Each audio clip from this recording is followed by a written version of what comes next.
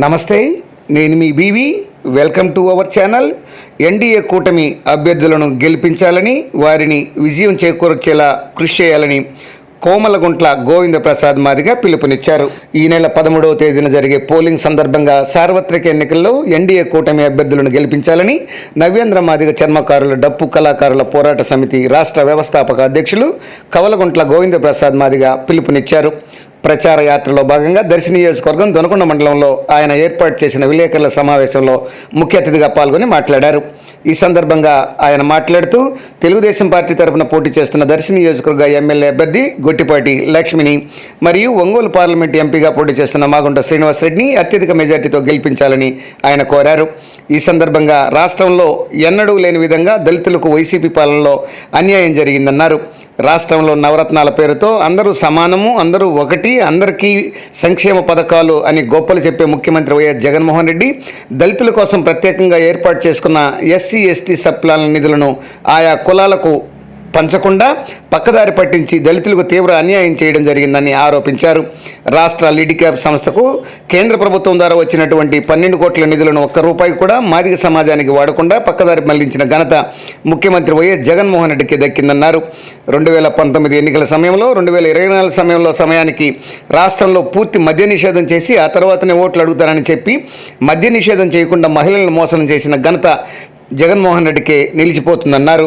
దర్శి నియోజకవర్గంలో గత ప్రభుత్వం అభివృద్ధి కార్యక్రమాలు చేపట్టిందని వాటిలో కొన్నిటిని ఉదహరించారు. దర్శిపట్నంలో పరిధిలో శాంతినగర్ నందు జాతీయ స్థాయి స్కూల్ డ్రైవింగ్ స్కూల్ గత ప్రభుత్వం శంకుస్థాపన చేసి పనులు చేపట్టగా అనంతరం వచ్చిన వైసీపీ ప్రభుత్వం ఆ యొక్క జాతీయ డ్రైవింగ్ స్కూల్ పనులను అటకెక్కించిందన్నారు. అంతేకాకుండా దొనకొండ మండలంలో ఎంఎస్ఎం ఏ పార్కు, చందావరం నుండి త్రిపురాంతకం మండలం వెల్లంపల్లి బ్రిడ్జి నిర్మాణ పనులు కూడా అసంపూర్తిగా ఉన్నాయన్నారు. అలాగే దర్శి మండలంలో బొట్లపాలెం బతుకమ్మ మధ్యవర్గ వాగుపై బ్రిడ్జి నిర్మించి కొన్ని సంవత్సరాల నుంచి అవస్థలు పడుతున్న రైతులకు విముక్తి కలిగించిన ఘనత తెలుగుదేశం పార్టీదేనన్నారు. సమాజాన్ని అభివృద్ధిని సమపాలనలో చేసి చూపించిన వ్యక్తి చంద్రబాబు నాయుడు అన్నారు. రాష్ట్రంలో ఉన్నటువంటి దళితులకు గత ప్రభుత్వంలో ఉన్నటువంటి ఎస్సీ కార్పొరేషన్ ద్వారా మంజూరయ్యేటువంటి ముఖ్యమైన 27 పథకాలను ఎత్తివేసి దళితుల అభివృద్ధిని అడ్డుకున్న వ్యక్తి జగన్మోహన్ రెడ్డి అన్నారు. బెస్ట్ అవైలబుల్ స్కూల్స్ లేవు, డిగ్రీ తర్వాత పీజీ చేసుకునేందుకు దళితులకు ఫీజు రీయింబర్స్మెంట్ లేదు, దళితులపై పై చదువులు చదువుకునే అర్హత లేకుండా చేసింది జగన్మోహన్ రెడ్డి అన్నారు.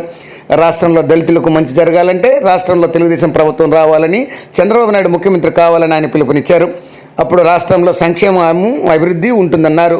రాష్ట్రంలో దళితుల ప్రయోజనాల దృష్ట్యా చంద్రబాబు నాయుడు ముఖ్యమంత్రిగా ఉండడం ఎంతైనా అవసరం అన్నారు. రాష్ట్ర అభివృద్ధి కోసం రాష్ట్రంలో ఉన్నటువంటి ఎస్సీ ఎస్టీ బీసీ మైనార్టీలందరూ ఏకతాటిపైకి వచ్చి చంద్రబాబు నాయుడును ముఖ్యమంత్రి చేసేందుకు అహర్నిశలు కృషి చేయాలన్నారు. ఈ కార్యక్రమంలో సమితి జిల్లా అధ్యక్షులు మరిపూడి ప్రభాకర్ మాదిగ తదితరులు పాల్గొన్నారు. నవ్యేంద్ర మాదిగ చర్మకారులు డప్పు కళాకారుల పోరాట సమితి తరఫున ఉద్యమాభివందనాలు తెలియజేస్తున్నాను. ఈరోజు ఈ యొక్క విలేకరుల సమావేశాన్ని ఏర్పాటు చేయడానికి ముఖ్య ఉద్దేశము, రాష్ట్రంలో జరుగుతున్నటువంటి సార్వత్రిక ఎన్నికల్లో ఎన్డీఏ కూటమి అభ్యర్థి అయినటువంటి గొట్టిపాటి లక్ష్మి గారిని అత్యధిక మెజార్టీతో గెలిపించే దిశగా ప్రయత్నాలు చేయాలని, రాష్ట్రంలో ఉన్నటువంటి 170 నియోజకవర్గాల్లో ఎన్డీఏ కూటమిని గెలిపించాలనే ఉద్దేశంతో రాష్ట్ర వ్యాప్తంగా నవ్యేంద్ర మాదిగ చర్మకారులు డప్పు కళాకారుల పోరాట సమితి తరఫున మద్దతు ఇవ్వడం జరిగింది.